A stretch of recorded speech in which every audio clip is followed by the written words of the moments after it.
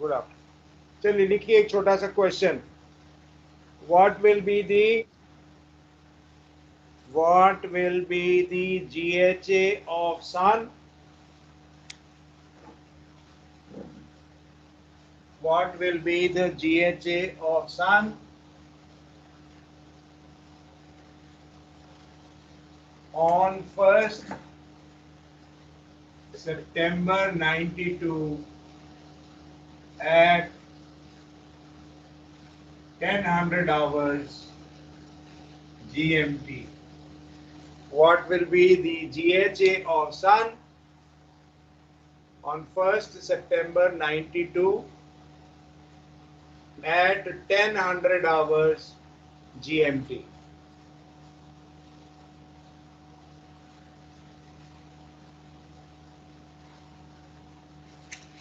यह 1992 का एल्मेनिक, जिसके कुछ पेजेस यहां दिए हुए हैं। सो देयरफॉर 1 सितंबर वाला पेज खोलिए। एक दिन में 3 दिनों का डिटेल, एक पेज पर 3 दिनों का डिटेल लिखा होता है। 31 अगस्त, 1 सितंबर, 2 सितंबर। खुल गया page?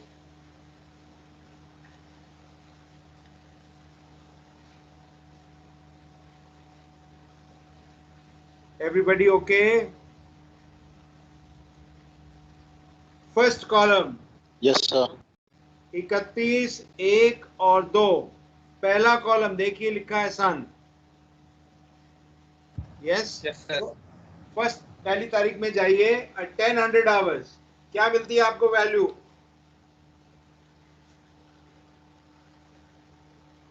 330 sir. 330 degrees 01.4 minutes. Yes. और अगर 1700 आवर्स लिखा होता तो क्या लिखते?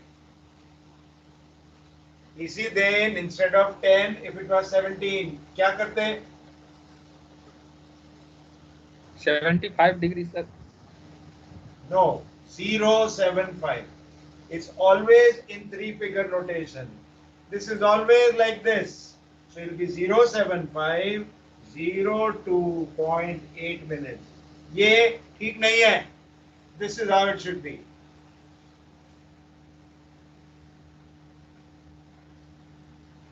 ठीक है?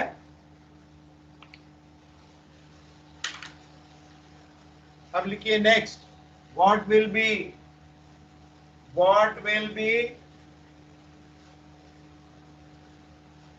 the LHA sun? LHA और सन का सिंबल होता है ये। What will be LHA sun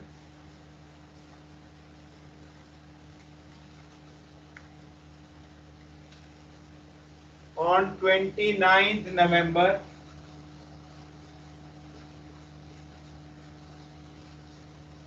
for an observer? For an observer in 30 degrees 10 minutes south, 30 degrees 10 minutes south, 110 degrees 43 minutes west.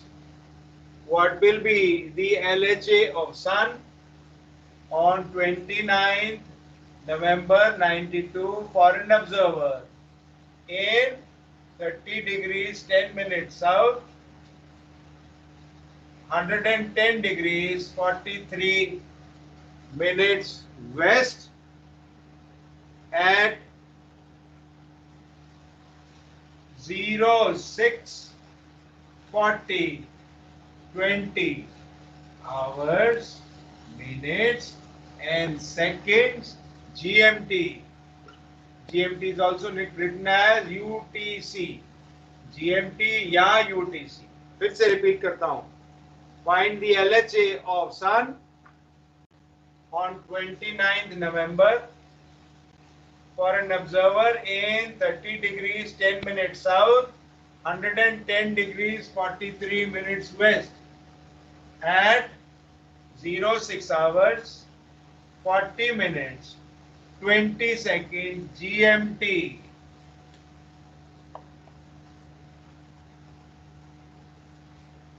लिख लिया सबने?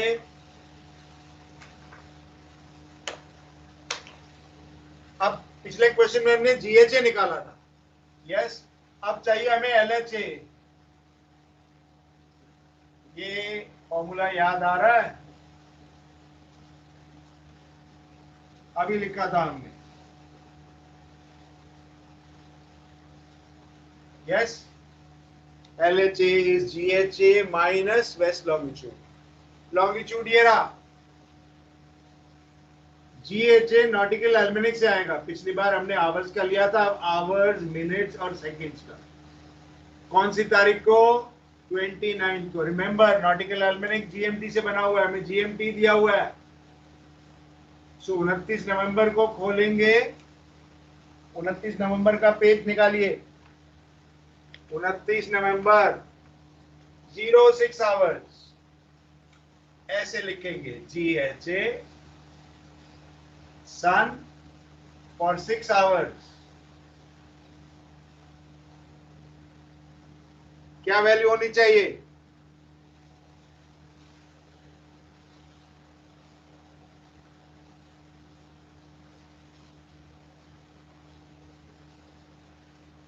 ठीक है? Yes sir. ये है 6 आवर्स की। What about this? इसको कहते हैं इंक्रीमेंट। कैसे देखेंगे? इंक्रीमेंट ऐसे लिखा जाता है, इंक्रीमेंट फॉर 40 मिनट्स 20 सेकेंड। अब अगर 7 आवर्स होता तो अगले आवर का देखते, लेकिन ये 40 minutes 20 second and this is given here. पीछे जाएंगे, ये वाले पेजेस देखिए। Yes sir, 10 degree 5 minute. तो पता है आपको, इजंट इट? 40 डिग्रीज 20 10 0 5.0।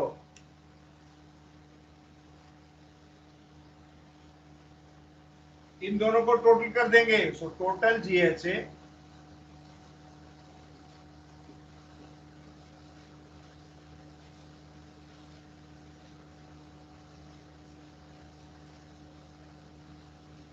और ये है वेस्ट लॉन्गिट्यूड।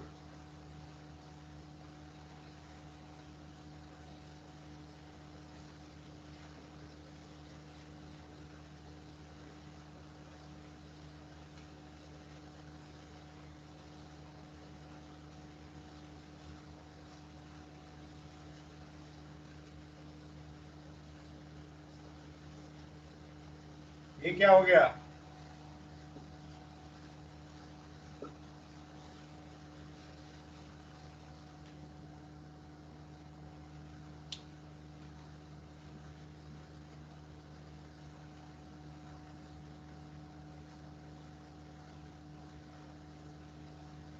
ठीक है? Anyone has any doubt? मिटाऊं, अगला क्वेश्चन करें छोटा छोटा? Yes, sir. Next question. Next question.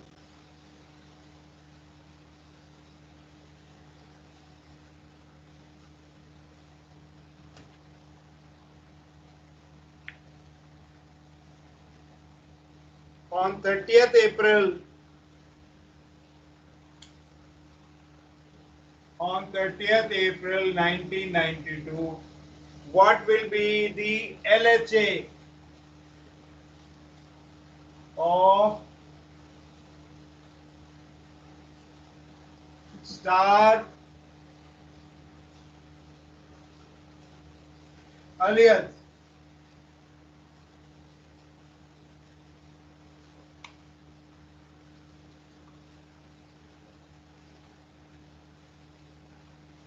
What will be the LHA of star Aliyat for an observer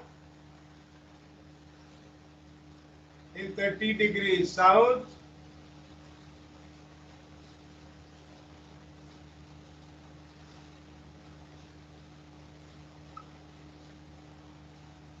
30 degrees south, 178 degrees, 10 minutes east at 17 hours, 30 minutes, 40 seconds UTC.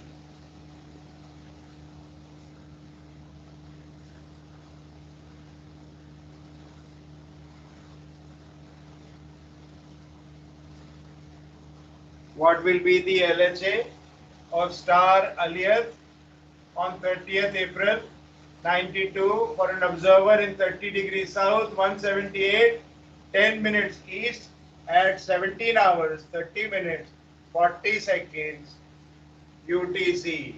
LHA, remember, ये formula किया है हमने. LHA of any heavenly body is GHA plus east longitude. और ये क्या है? Star है. Star का एक और फॉर्मूला किया था. स्टार का क्या वैल्यू होती है? Should be GHA Aries plus SHA star plus east long. किसके बराबर? LHA of star. तो GHA निकालेंगे, SHA निकालेंगे, फिर ईस्ट लॉन्गिट्यूड सबको ऐड करेंगे. कितने बजे? 1700. So GHA Aries और 1700. फिर इंक्रीमेंट 30 मिनट्स 40 सेकेंड्स. क्या आ जाएगा? टोटल GHA किसका? एरीज का. फिर SHA, फिर क्या आ जाएगा? GHA star. फिर क्या? ईस्टर्ली लॉन्गिट्यूड उसमें ऐड करेंगे.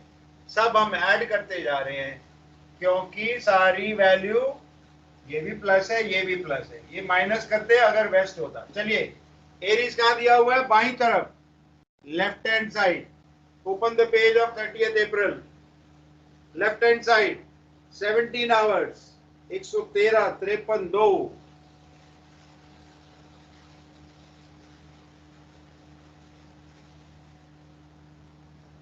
113, 53, 2. Increment 30 minutes 40 seconds. 7, 41, 3.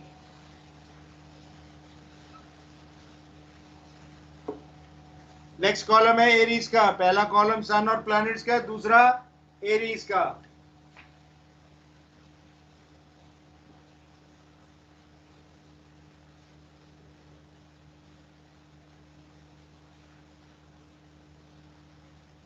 SHA star. ये रहे स्टार्स. इसमें देखिए एलियट, इसकी SHA और डेक्लिनेशन अलग से दी हुई है. 166,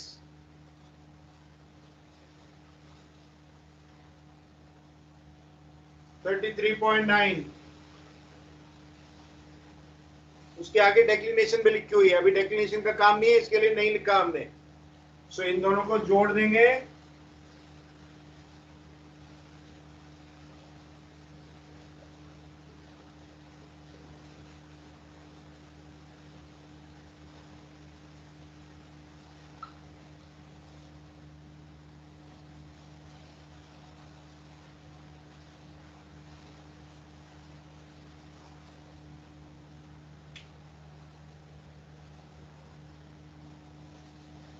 अब easterly long.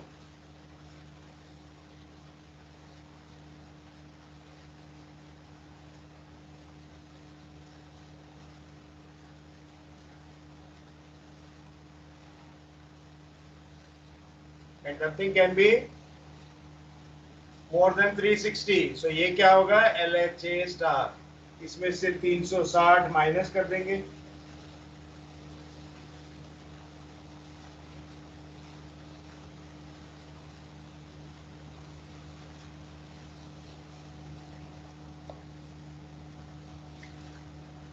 how to use SHA.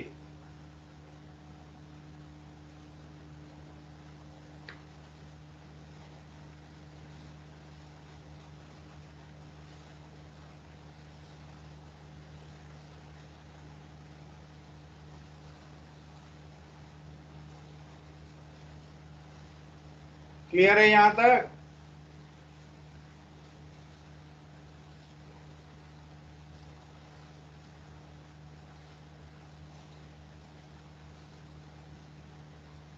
Anyone has any doubts? Is it clear up to here? Yes, sir. Yes, Clear. sir. Okay. So now we will talk about, do we have idea of declination? Declination क्या होती है? Last time बताया था मैंने. Yes? Last time बताया था आपको declination क्या होती है? बताया नहीं था? Fixing position on the celestial sphere, 3 methods. Declination बताया था? No? Yes, sir. बताया था. अभी हम डेक्लिनेशन की कैलकुलेशन नहीं करेंगे. The next thing I have to do with you is Kepler's laws. ये समझ आया हमें जीएचए एलएचए वगैरह कैसे करना है. केपलर्स लॉ करने के बाद we will come back to geographical position. उसके लिए केपलर्स लॉ करना जरूरी है. Kepler's law you have to note down what I am showing, what slides I am showing, वो आना जरूरी है. प्रैक्टिकल नेविगेशन करने से पहले जीएचए एलएचए डेक्लिनेशन निकालना आना चाहिए. That have just revised. सबकी डेफिनेशन मैंने दे दी आपको. LHA, GHA, SHA, RA, easterly hour angle सबकी दे दी. Now we must talk about Kepler's laws. ठीक है, get ready to copy the notes. Let me open the PPT of Kepler's laws. Kepler's laws. Kepler साहब ने 3 law बनाए थे. कई बार आपके पेपर में आता है.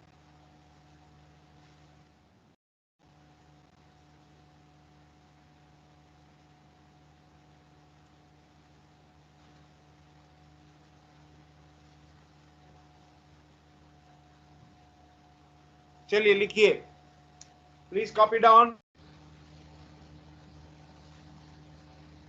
Okay, alright. सो कॉपी करिए, लिखिए from beginning. Alright. Kepler's law of planetary motion, पूरा नाम है इसका. 3 लॉ हैं. Kepler's laws of planetary motion. Planet क्या होते हैं? जो सन के आसपास घूमते हैं. 9 planets, one of them is earth.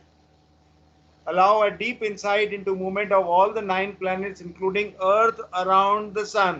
क्या मतलब है इसका? इसका मतलब है कि केपलर्स लॉ हमें अच्छे से समझाते हैं, दूर दृष्टि देते हैं. Look into the motion of all the 9 planets around the earth. Every mariner is expected to have fair understanding of all the 3 laws. लिखना है, लिखिए. नहीं लिखना, जैसे आपका मन है. आधा minute I am waiting. Half a minute.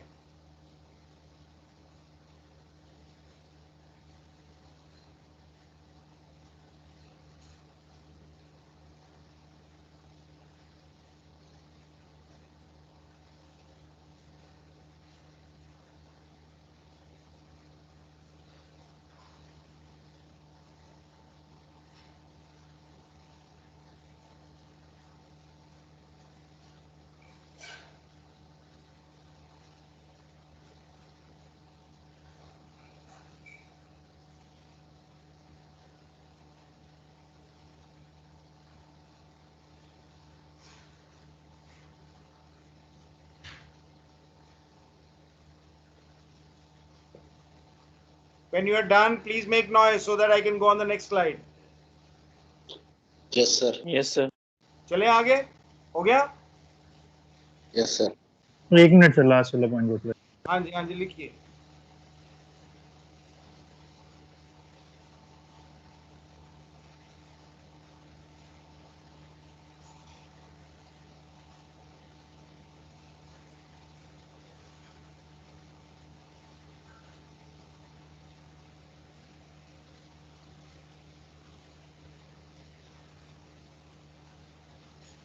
Okay, हो गया? यस सर, हो गया। हाँ जी, ये लिखने की जरूरत नहीं है, इसको पढ़ लीजिए। Invariably every examination in India for first maths will have either a theory or a numerical. Same thing applies to you also, लेकिन इसको लिखने की जरूरत नहीं है। मतलब आपके पेपर में केपलर्स लॉ के ऊपर बहुत बार सवाल आते हैं, चाहे थ्योरी चाहे numerical. This makes it all the more important to understand the topic well. इसको समझने की इसलिए और भी ज्यादा जरूरत है। अगेन लिखने की जरूरत नहीं है इसको। ये है 9 planets. How to remember it? My Mars, sorry, Mercury, very Venus, educated Earth, mother Mars, Jupiter, Saturn served us Uranus noodles. So therefore, my very educated mother just served us noodles. Yes, ये Pluto है last में। कभी गिनते हैं इसको, कभी नहीं गिनते हैं। 1 2 3 4 5 6 7 8 और 9। 1 2 3 4 5 6 7 8 9, ये रहे 9 प्लैनेट्स। कहीं पर भी आपको नेट पर ये डायग्राम मिल जाएगी। इनको कैसे डिस्टिंग्विश करते हैं, कैसे याद रखते हैं? ये रहा, ये रही earth, third planet. It's called the third rock from sun. ये रहा सन। जो प्लैनेट अर्थ के अंदर हैं, they are called inferior planets, मतलब अर्थ के अंदर हैं। They are between the earth and the sun. दो ही हैं, एक मरकरी, एक वीनस। यस, और जो बाहर हैं, they are superior. So therefore Venus, Mercury, Mars, Jupiter and Saturn, ये बाहर के दिखते नहीं हैं, बहुत दूर हैं और बहुत छोटे हैं। इसके लिए हमारे पास मरकरी भी बहुत छोटा है, बहुत दूर हो जाता है। यू कैन सी वीनस नजदीक है अर्थ के और अर्थ से बड़ा है, ये बहुत छोटा है, ये बहुत कभी कभी दिखता है। सो देयरफॉर 4 नेविगेबल प्लैनेट्स, एक वीनस, एक मार्स, एक जुपिटर और एक सैटर्न। 1 2 3 सुपीरियर प्लैनेट्स और एक इंफीरियर वीनस। मरकरी कभी कभी दिखता है, यूरेनस वगैरह मुश्किल से, सैटर्न भी बहुत हल्का दिखता है। ये नेपच्यून प्लूटो तो दिखते ही नहीं। Do we understand how many planets are there? Do we understand how are they arranged? Do we understand what are inferior planets? Do we understand what is superior planet? What will be the definition of inferior planet? A planet whose distance from the sun is less than the Earth's distance is an inferior planet. A planet whose distance from the sun is more than the distance from the Earth. मतलब सन और अर्थ के बीच में distance है जो भी, उससे अगर कम है तो इंफीरियर प्लैनेट है, उससे अगर ज्यादा है तो सुपीरियर प्लैनेट है।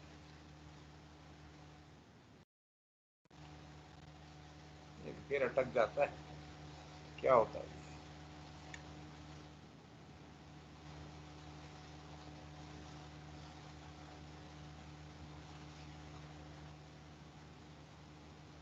ये हमने किया। केपलर्स फर्स्ट लॉ दिख रहा है आपको? शेयर हो रहा है कि नहीं? हाँ सर, Yes, दिखने sir. लग गया अभी। केपलर्स फर्स्ट लॉ दिख रहा है? लिखिए, all planets move an elliptical orbit of their own. दिख रहा है बच्चे स्क्रीन पर? Yes, sir. दिख रहा है। हाँ जी, Yes, दैट्स sir, द दिख फर्स्ट रहा है। लॉ। लिखिए,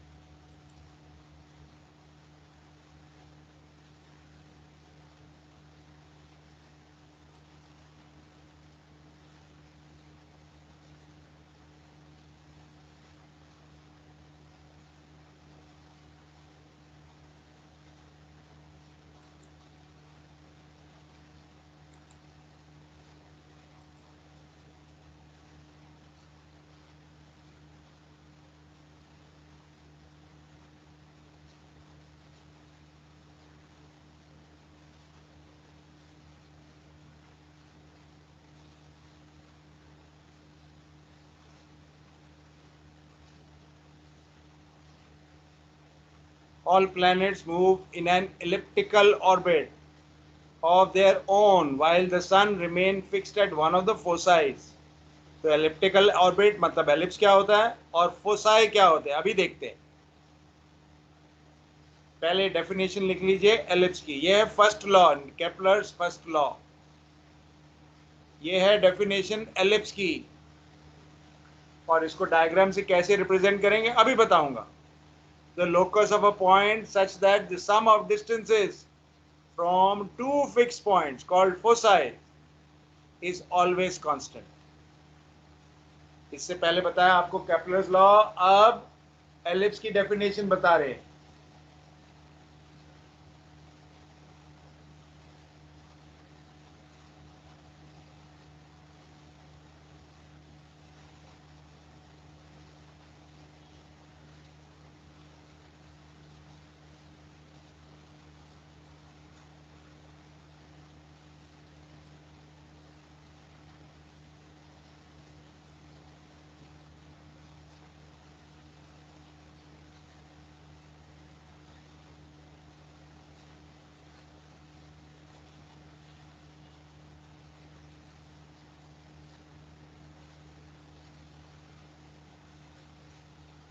So Kepler's first law, every heavenly body or every planet moves in an elliptical orbit around the sun, not heavenly body.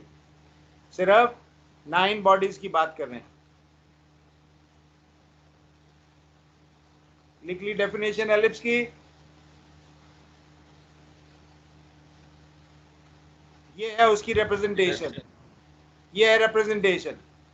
सो ये एलिप्स है, इसके 2 पॉइंट्स ये रहे फोसाई, एक होगा तो फोकल पॉइंट कहते हैं, एक से ज्यादा हो गए प्लूरल फोसाई। सो ये डिस्टेंस, ये वाला, ये दोनों या ये दोनों या ये दोनों will always be constant. Yes, so ऐसा पॉइंट, ऐसा trace, locus of a point ऐसा जिससे ये सारे distance P1 is same as P2 as same as P3, ये यहां से लेकर ये वाला, ये दोनों या ये दोनों, तो ये फिगर जो बनी वो एलिप्स बनी।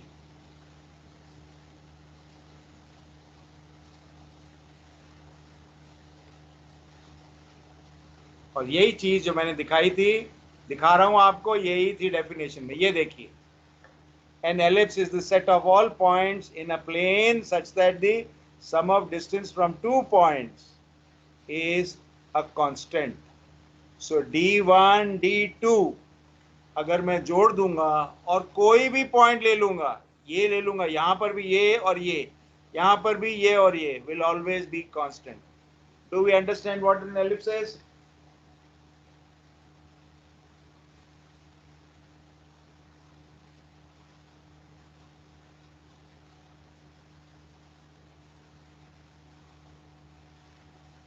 समझ आ गया एलिप्स क्या होता है बच्चे? ये एलिप्स की डेफिनेशन थी, वो डायग्राम थी, बनानी है डायग्राम, देखनी है वो, ये बनानी है तो जल्दी से बनाइए। Yes, sir.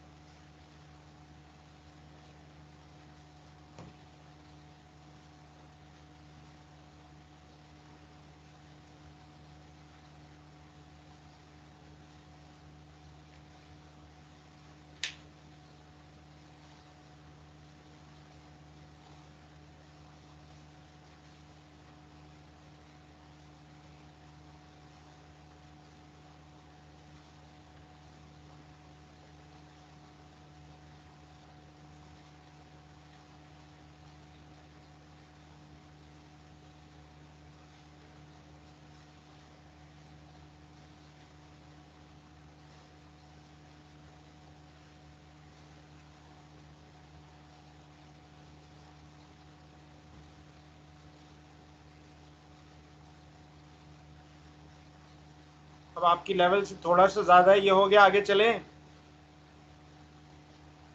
Yes sir. आपकी लेवल से थोड़ा ज्यादा है, लेकिन ये समझना जरूरी है। What does it mean? ये रहे दो फोकल पॉइंट, ये रहा एलिप्स, फोसाई, एक ये और एक ये। एक पर सन हमेशा रहता है और प्लैनेट्स ऐसे घूम रहे हैं, सबका डिस्टेंस अलग अलग है। यस, जैसे हमने इस डायग्राम से देखा था। यस, ये सारी की सारी जो ऑर्बिट्स हैं ये सारी एलिप्स हैं। यस, तो कोई भी एक planet at a moment is moving like this. Sun is at one of the foci. तो let's say it was Venus or it was any other planet, Jupiter, या अर्थ भी, तो अर्थ कभी यहां पहुंच जाती है, कभी यहां पहुंच जाती है। एक पूरा चक्कर लगाने में 365 दिन लगते हैं। यस, तो कभी इसका डिस्टेंस सन से ज्यादा हो जाता है, ये रहा, और सब कभी कभी नजदीक हो जाता है। कैसे याद करना है? ए मीन्स अवे। सो जब एपोजी पे होती है तब डिस्टेंस ज्यादा होता है। यस, तब ये दोनों फोकल पॉइंट एक लाइन में होते हैं। और जब पेरिजी पे होता है तब भी दोनों फोकल पॉइंट एक लाइन पर होते हैं। जस्ट थिंक, अगर अर्थ यहां पर है तो सन ज्यादा नजदीक है कि नहीं है? सबसे नजदीक है ये।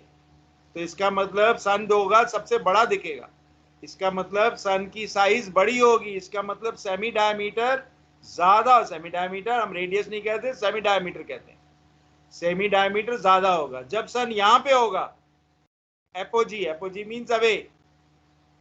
जब ज्यादा दूर होगा तो सन छोटा दिखेगा। So that answers why does the semi diameter of sun changes throughout the year? क्योंकि throughout the year earth यहां से यहां से यहां से डिस्टेंस अर्थ से चेंज होता जा रहा है सन से। सो देयरफॉर सन छोटा या बड़ा होता चला जाएगा। यहाँ पे आगे छोटा हो जाएगा, यहाँ पे सबसे नजदीक आ गए तो बड़ा हो जाएगा। ठीक किया हमने। This was sun, this is known as the major axis, this is known as the minor axis. यहाँ पे अगर मैंने लाइन लगा दी तो इसको कहेंगे माइनर एक्सिस। मेजर एक्सिस मतलब अंडे की शेप में ऐसे, और ये माइनर एक्सिस। फिर ये आगे एक दो टर्म्स होती हैं वो भी देख लेते हैं। उसाई, two points that are equidistant from the center on the major axis. ये सेंटर है, ये और ये डिस्टेंस बराबर है। लिखना है लिखिए, डायग्राम बनानी है बनाइए, before we go on to the next slide.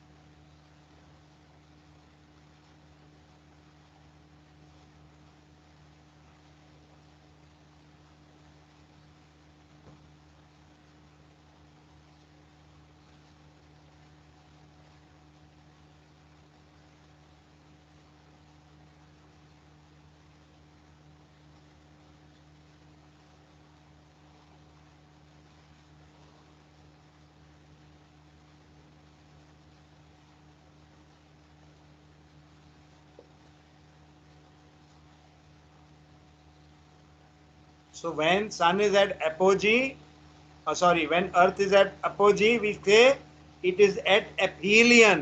अभी बताऊंगा। और ये पेरिजी पे होता है at perihelion। अभी आएगी words, aphelion and perihelion, that means at apogee or at perigee। apogee पे aphelion, perigee पे perihelion। अभी देखते हैं। एक दो पार्ट्स एलिप्स के और बताने की जरूरत है। देखिए, ये रहे F1 एंड F2 फोसाई, ये है मेजर एक्सिस, ये है माइनर एक्सिस, ये है वर्टेक्स, ये है को वर्टेक्स। सो हर एलिप्स के ऊपर दो वर्टेक्स होंगे, दो को वर्टेक्स होंगे। ये यहां से लेकर यहां तक माइनर एक्सिस है, ये क्या है, semi minor axis.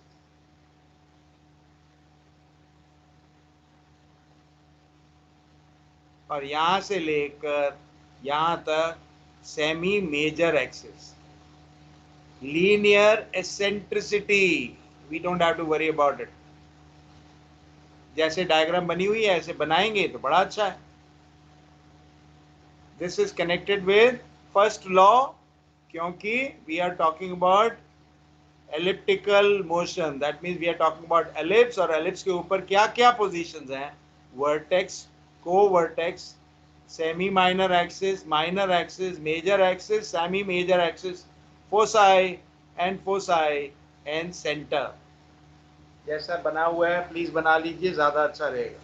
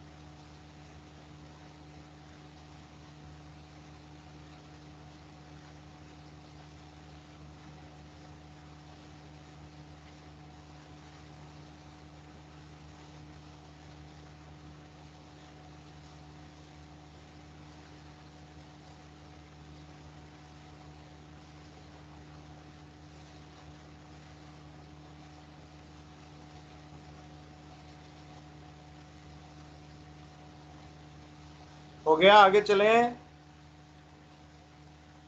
Yes, sir. अभी बना रहे हैं। Anybody still working? Alright, that finishes the first law. Every heavenly body, sorry, every planet around the sun moves an elliptical orbit. What is an ellipse? उसके बारे में बात होगी। That is the first law of Kepler's, or Kepler's first law of planetary motion. Here is the second one. जैसे लिखा है please वैसे लिखिए, वर्ड फॉर वर्ड, अभी समझ आ जाएगा।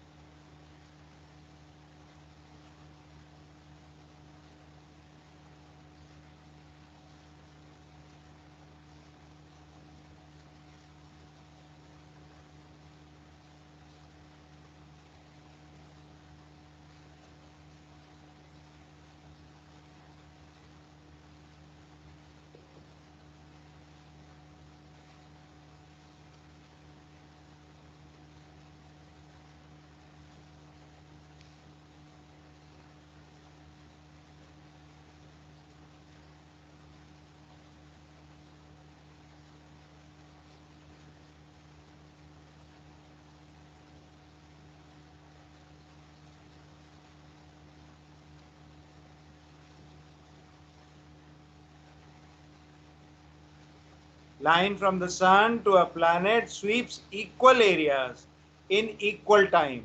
In other words, a planet will move through equal area of space in equal time interval. अभी देखते हैं.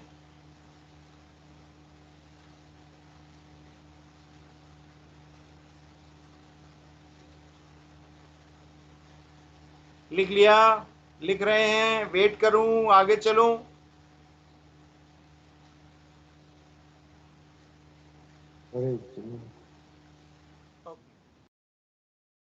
अब ध्यान से देखिए, ये पोजीशन प्लैनेट की होगी जब सबसे दूर होगा, इसको कहते हैं एपीलियन. ये position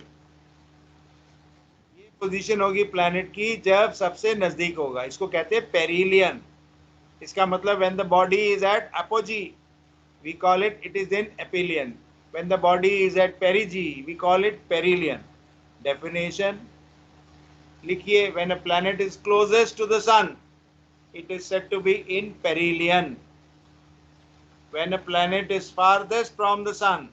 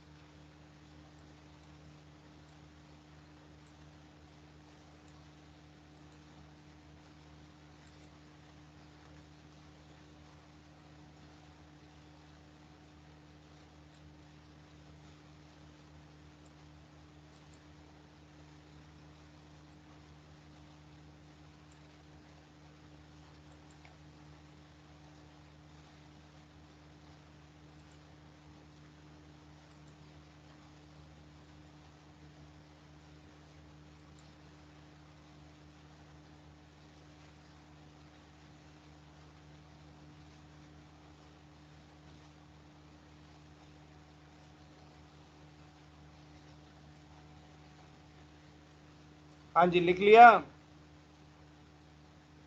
What is perihelion? What is aphelion? जब सबसे डिस्टेंस ज्यादा होता है, then the body or planet is said to be in apogee, and that is aphelion, is at aphelion. हाँ जी,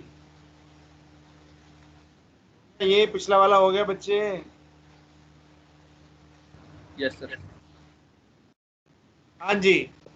अब ये तीनों जो शेडेड एरिया दिख रहे हैं आपको, ए बी सी, इसमें से सबसे बड़ा एरिया कौन सा है? ए बी या सी? सारे सेम है. ये करवा चुके हैं क्या? कैप्टन जैन करा चुके हैं आपको केपलर्स लॉ? नहीं सर. नहीं सर. हाँ, मैंने कहा कहीं करा चुके हैं, क्योंकि जिसने कहा सारे इक्वल हैं तो शायद किया हुआ हो. किसने कहा सारे इक्वल हैं और क्यों बेटा? सर सेकेंड लॉ में भी पढ़ा ना. सेकंड लॉ अभी पढ़ा. In equal time it sieves equal areas. So therefore अगर यहां से यहां आने में 1 महीना लगा है तो ये भी 1 महीना है और ये भी 1 महीना है. इसका क्या मतलब है? ये तीनों एरिया बराबर हैं, लेकिन ये डिस्टेंस, ये रेड एरो आप देख रहे हैं, रेड एरो यहां देख रहे हैं और रेड एरो यहां देख रहे हैं, ये तो फर्क है. दैट मीन्स यहां पे प्लैनेट की स्पीड ज्यादा होगी, सबसे ज्यादा, और यहां पे सबसे कम. क्यों? क्योंकि ये तीनों एरिया बराबर है. Second law, Kepler second law says equal time equal areas.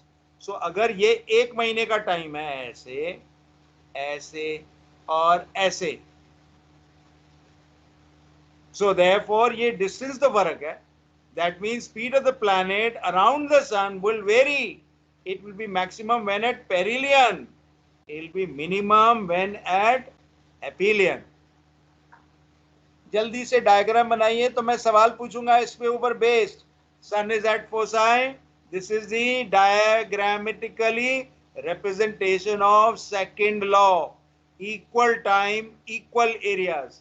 ये अगर बराबर समय है, 1 महीना ये और ये, तो ये एरिया बराबर है, लेकिन length of this and length of this are different. That means the speed of the sun, speed of the planet varies according to the distance. When it is at closest to the sun, it moves very fast. When it is furthest from the sun, it moves very slow. बनाइए diagram. कैसे represent करते हैं second law? पहले law को जब examination में आता है तो पहले लॉ की तो डायग्राम बना देते हैं एलिप्स की, दूसरे की कभी नहीं देखी मैंने बने हुए, तो ये बनानी चाहिए. तो इसमें से while you are drawing the diagram think, इसमें से विंटर्स कौन सी हैं, ए वाली कि सी वाली? तो अगर ए वाली विंटर है तो सी वाली समर होगी. तो समर कौन सी है, ए वाली या सी वाली? सी वाली. सी वाली. चलिए डायग्राम बनाइए फिर देखते हैं. डायग्राम बनाइए फिर देखते हैं.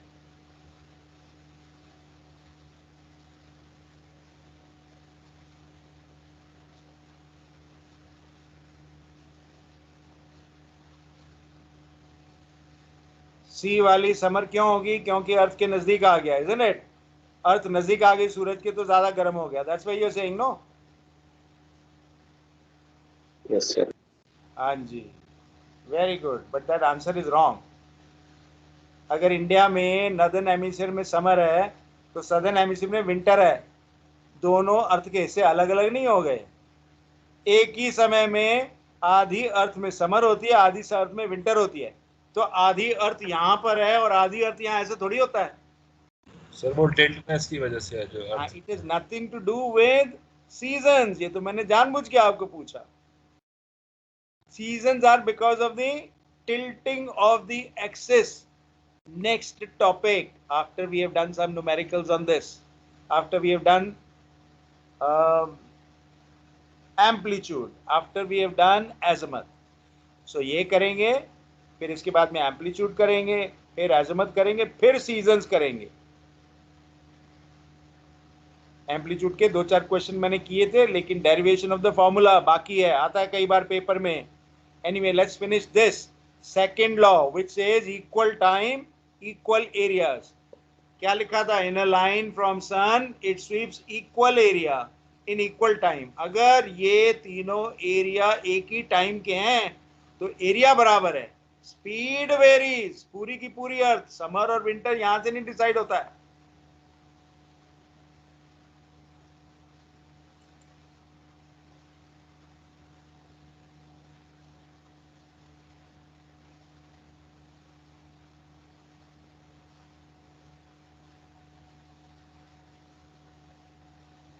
बन गए diagram? Yes sir. Anyone still working?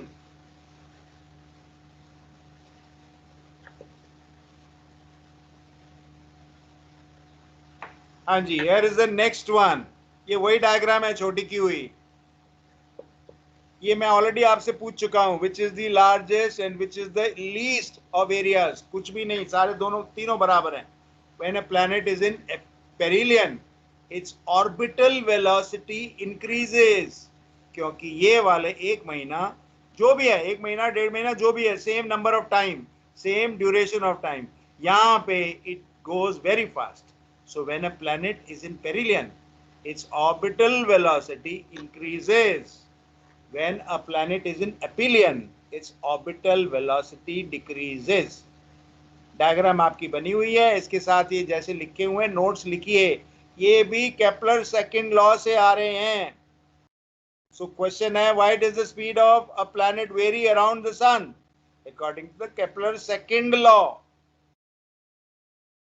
Equal time equal area. Equal area करने के लिए कभी स्पीड बढ़ेगी कभी कम होगी, क्योंकि एरिया बराबर हैं. ऑल्सो फॉलो आउट, और reason being the second Kepler's law.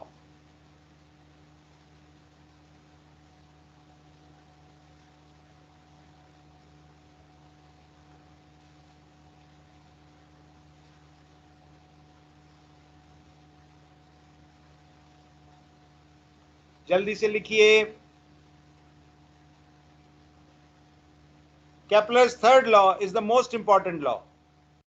इनके ऊपर सर, लिख रहे हैं। हाँ हम लिखिए, मैं अभी नहीं कर रहा, अगली क्लास के लिए तैयारी करा रहा हूं। सो अगली क्लास में करेंगे third law which is the most important law.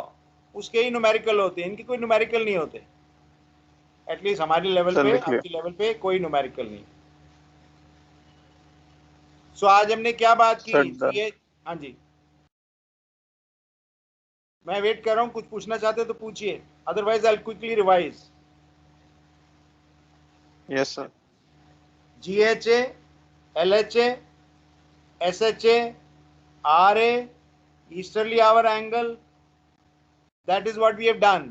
Use of nautical almanac कैसे निकालनी है, that is what we have done. Kepler's law की पढ़ने की जरूरत जल्दी अभी पढ़ने की जरूरी था, क्योंकि हमें सेमी डायमीटर के बारे में बात करनी है, और ऐसा नहीं कर सकते कि पहला और दूसरा लॉ करें तीसरा छोड़ दें। So we will complete this also, third Kepler's law, next time. क्या है वो अभी देखेंगे। छोटे छोटे numerical to find the declination नहीं निकाली हमने, लेकिन अभी निकालेंगे। GHA, LHA, SHA of stars बिल्कुल वैसे ही जैसे सन का है, वैसे ही प्लैनेट्स का है, so that we are in a position to do numerical on azimuth. Amplitude के हमने किए हैं, लेकिन we will do more meaningful questions of amplitude. Derivation of the formula Okay, कौन sir. सा? साइन एम पे sine dec into sec lat, उसको कैसे डिराइव करना है अगली क्लास में, after we have finish Kepler's law. Yes sir. ठीक है, आज की क्लास खत्म करते हैं, फिर लाइट गई है, before it shuts down okay again. Sir, thank you. Time हो गया ना हमारा? Okay, thank you sir. Thank you, Thank you, sir. शाम को जरूर रिवाइज किया करिए, ताकि Thank you, sir. अगली बार